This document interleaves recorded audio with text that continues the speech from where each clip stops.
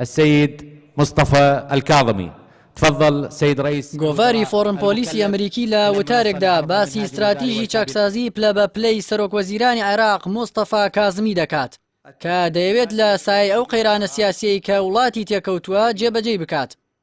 ڕێناد مەنسووری نووسەری وتارەکە دەڵێت کازمی لە سایەی کۆمەڵە لەمپەرێکی ناوخۆیی و دەرەکیدا سەرکردایەتی وڵات دەکات کە گرنگترینیان قەیرانی ئابووریە کە بەهۆی داڕوخانی نرخی نەوتەوە دروست بووە.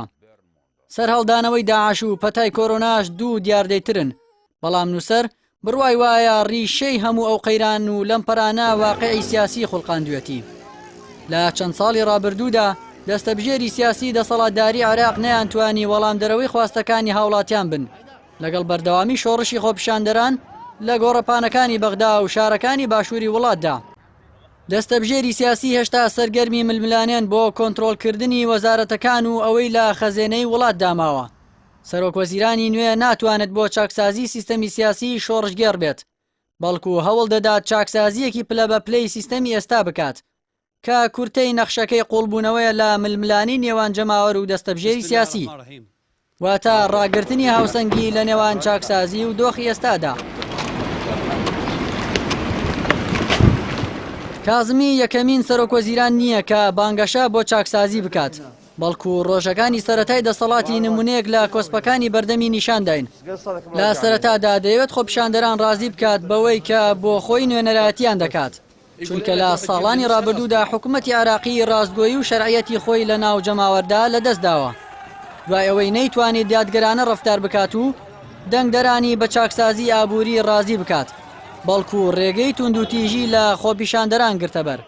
بۆ وەرگرتنەوەی متمانەی جەماوەر هەنگاوی یەکەمی گێڕانەوەی فەریق ڕوکن عەبدولوەهاب ساعیدی بۆ دەستگای دژە تیرۆر بوو. لە دوای کوژرانی خۆپیشاندەرێکیش لە بەسرا لە ڕاگەیەنراوێکدا داوای لێکۆڵینەوەی بۆ هەموو کوژراوەکان کرد و ڕایگەیاند کە لێکۆڵینەوەی تەواویان تێدا دەکات. نووسەرەکەی فۆرن پۆلیسی دەپرسێت ئایا ئەو هەنگاوە ڕەمزیانەی کازمی گۆڕانکاری ڕشەیی دروست دەکەن؟ ناوبراو باسی سەپاندنی ئەو وەزیرانە دەکات کە سەرۆکی حیزبەکان دەیانەویست نەک کازمی. لەوانەیە بتوانێت تۆزی گەندەڵی لە خۆی بتەکێنێت، بەڵام ناتوانێت گەندەڵی لە سیستەمەکەی داماڵێت. نووسەر دەڵێت سەرۆکوەزیران خاوەنی پارتی بەهێز نییە و بۆ خۆپاراستن ڕاگررتنی هاوسەنگی پێویستە و ئەوەش بەبێ پێدانی دەستکەوت بە حیزبەکان ڕوونادات کە ئەوە هۆکاری تووڕێی جەماوەرە. بۆیە ڕێگەی داهاتووی کازمی پڕ لە هەوراز و نشێوە، بە تایبەتی حکوومەتەکەی ڕاگوزەرە و دەبێ متمانەی خەڵک بە هەمواری یاسای هەڵبژاردن و یاسای حیزبەکان و ئەنجامدانی هەڵبژاردننی پاک و بێگات بەدەست بێنێتەوە. ئەوەش لە دەستی پەرلەمانی حیزبەکاندایە کە لە 2003 بەدواوە یاساکانیان لە چوارچێوەی بەرژەوەندی خۆیان داداناوە. چاکسازیش نەفەسی درێژی دەوێت کە ناتوانێت ئەنجامێکی خێرا بداتە دەستی خۆپیشاندەرانی ئێستای گۆڕەپانەکان کە داواکاریەکانیان بەپەلەیە بە تایبەتی خواستی هەڵبژاردننی پێشوەختە و دیاریکردنی کاتەکەی. ئەوە جگە لە گفتوگۆی استراتیژی عێراق و ئەمریکا و هەستیاری لەسەر ئێران و لایەنگرانی و گوشارەکانی واشنتۆن بۆ سەر بەغدا بۆ دوورکەوتنەوە لە تاران گرفتێکی تری بەردەم حکوومەتی عێراقە کە بە هاوسەنگی تێپەڕاندنیان بۆ کازمی زۆر دژوارە.